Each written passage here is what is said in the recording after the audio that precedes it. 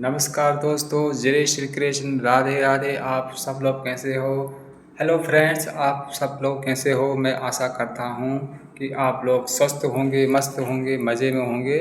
तो दोस्तों, स्वागत है मेरे नए ब्लॉग में। आशा करता हूँ कि मेरे नए ब्लॉग में थोड़ा सा जानकारी आपको मिलेगी।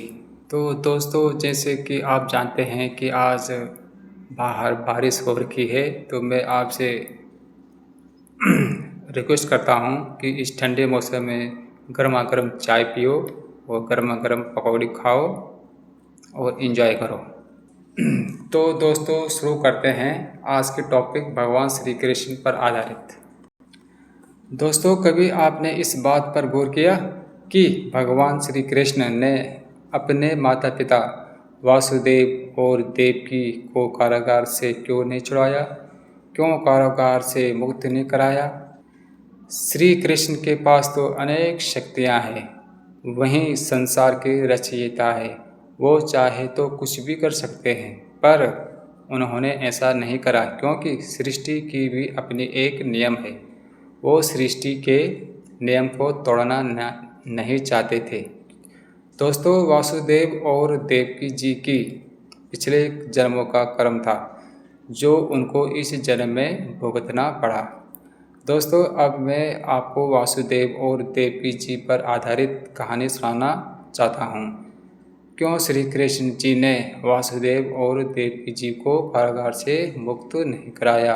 एक बार मेरे साथ प्यार से बोलो, जय श्री कृष्ण, राधे राधे। तो दोस्तों, बात करते हैं जो आज का टॉपिक है भगवान श्री कृष्ण पर आधारित। अगर श्री कृष्ण भगवान थे तो देवकी वासुदेव को दुख क्यों झेलने दिया? अगर श्री कृष्ण भगवान थे तो उनके माता पिता वासुदेव जी को और देवकी जी को 14 वर्ष तक कारागार में क्यों रहना पड़ा? जब श्री कृष्ण जी ने कंस का अंत कर दिया था, तब मथुरा में एक नया सवेरा हुआ। चारों तरफ लोग बहुत खुश थे क्योंकि कंस का अंत हो गया था। कंस के अंत करने के बाद जब बलराम जी और श्री कृष्ण उस कारागार की तरफ बढ़े जहाँ पर वासुदेव और देवकी दोनों कैद किए हुए थे, तो बहुत सारे लोग उनके पीछे पीछे चलने लगे। सभी जब कारागार के पीछे पहुँचे, श्री कृष्ण ने जब कारागार का दरवाज़ा खोला तो अंदर वासुदेव और देवकी उनको देखकर रो पड़ी क्योंकि जन्म के बाद वो पहली बार अपने पुत्र को देख रहे थे। देवकी अपने पुत्र को देखकर कई समय तक रोती रही। जब कृष्ण ने कहा, चलो अब इस कारागार से बाहर चलो, तब देवकी ने कहा, कुछ प्रश्न है जो तुमसे पूछना चाहते हूँ, क्या तुम उत्तर दे पाओगे? क्यों नहीं मैया, जरूर पूछो। देवकी ने पूछा, लोग तुम्हें भगवान कहते हैं, तुम्हारी दिव्य शक्तियों का वर्णन करते हैं, तुम्हारे चमत्कारों की बात करते हैं, तो फिर तुमने अपने माता पिता को इतने वर्षों तक अपने माता पिता को मुक्त क्यों नहीं कराया? देवकी मैया का यह प्रश्न सुनकर सभी लोग मौन हो गए। भगवान कृष्ण की तरफ देखने लगे। श्री कृष्ण ने देवकी मैया को के हाथ अपने हाथ में पकड़ा। ठीक है दोस्तों, श्री कृष्ण ने देवकी मैया के हाथ अपने हाथ में पकड़ा और बहुत शांत स्वर में बोले, मैया, जब सृष्टि की रचयिता ने जब यह सृष्टि बनाई थी तो कुछ नियम बनाए थे। तो उस नियम में उन्होंने ये भी लिखा था, इस पृथ्वी के ऊपर सभी कार्य एक निश्चित समय पर और कर्म के अनुसार ही होंगे, फिर चाहे वो भगवान ही क्यों ना हो, चाहे वो अवतार लेके क्यों ना आए हो, उन्हें भी इस सृष्टि के नियमों का पालन करना पड़ेगा। देवकी बोली, लेकिन हे पुत्र, जब तुम मेरे कोख से जन्म लेने वाले थे। कृष्ण बोले, मैया, कर्म किसी का पीछा नहीं। ठीक है दोस्तों, देवकी बोली, जब तुम मेरे कोख से जन्म लेने वाले थे तो फिर हमें इतना क्यों मिला? 14 वर्ष का कारागार क्यों मिला? भगवान कृष्ण बोले, मैया, कर्म किसी का पीछा नहीं छोड़ता, चाहे वो कितना भी महान क्यों ना हो, चाहे वह स्वयं भगवान ही क्यों ना हो, चाहे वह कोई भी क्यों ना हो। मनुष्य, जीव, प्राणी सभी अपने कर्म को भोगते हैं। बस नाम बदल जाता है, जन्म बदल जाता है, लेकिन कर्म नहीं बदलता है। हमेशा मनुष्य के पीछे पीछे चलते रहते हैं। देवकी बोली, है पुत्र, मैं समझी नहीं आप क्या बोलना चाहते हो। प्रेम से बोलो राधे राधे, जय श्री कृष्ण। श्री कृष्ण बोले, मैया, जब मैंने राम का अवतार लिया था तब आप ही मेरी माँ थी, तब आप महारानी कैकेयी थी, वासुदेव जी राजा दशरथ थे। मैंने राम के रूप में जन्म लिया, परंतु आपके एक निर्णय के कारण मुझे 14 वर्ष का वनवास मिला।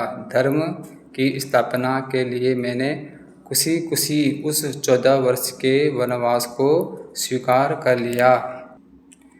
मेरे मन में आपके लिए कुछ भी क्रोध नहीं आया, परंतु कर्म ने आपका पीछा नहीं छोड़ा। वो अपना काम सृष्टि के लिए नियमों के अनुसार ही करता रहता है। ये सुनकर देवकी जी बड़ी ही दुखी हुई। उसने बोला, तो क्या हमारा ये जो कारागार था ये उसी पूर्व जन्म का प्रमाण था? श्री कृष्ण बोले, मैया, कर्म हमेशा दंड देने के लिए नहीं आते हैं, वो आत्मा के यात्रा के भाग होते हैं। एक बार दोस्तों मेरे साथ बोलो, जय श्री कृष्ण, राधे राधे। चलो शुरू करते हैं। जो पिछले जन्म में पूर्ण नहीं होता है वो इस जन्म में आकर पूर्ण होगा। जो इस जन्म में पूर्ण नहीं होगा वो हमारे अगले जन्म में पूर्ण होगा। देवकी जी ने पूछा, कृष्ण, अगर मैं पिछले जन्म में कैकेयी थी, इस जन्म में देवकी बनी हूँ। जो पिछले जन्म में कौशल्या थी वो इस जन्म में कौन बनी है? श्री कृष्ण मुस्कुराए और बोले, मैया, पिछले जन्म की कौशल्या इस जन्म की यशोदा बनी है, क्योंकि पिछले जन्म के 14 वर्षों तक अपने पुत्र के साथ में रहने का सुख प्राप्त नहीं हुआ था, तो उन्हें इस जन्म में मिला है। इसीलिए मैंने जन्म आपके कोख से लिया, परंतु जन्म लेते ही मैं आपसे दूर हो गया। 14 वर्ष तक यशोदा मैया के पास रह रहा हूँ। ये सुनकर देवकी जी रोने लगी। श्री कृष्ण बोले, मैया, मैं चाहता तो आपको बहुत पहले ही मुक्त करा देता, परंतु मैं आपको पहले ही मुक्त करा देता तो ये संसार क्या बोलता। दोस्तों, भगवान सृष्टि के नियम पर चलते हैं और हम तो एक मनुष्य हैं, तो हम क्यों न चलें। सृष्टि एक नियम और कर्म पर चलती है, भगवान भी उन नियमों का पालन करते हैं। कहने का मतलब ये है कि ईश्वर के न्याय की व्यवस्था को, ठीक है दोस्तों, कहने का मतलब ये है कि ईश्वर के न्याय की व्यवस्था को कोई भी नहीं समझ सकता।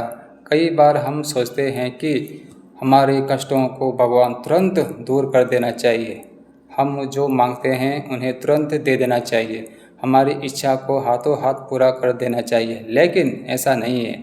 सृष्टि कुछ नियमों पर चलती है और व्यक्ति अपने कर्मों पर चलता है।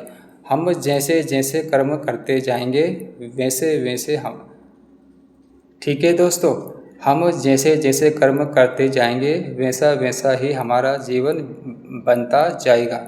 जब भगवान खुद सृष्टि के नियमों का पालन करते हैं तो हम फिर क्यों नहीं करते।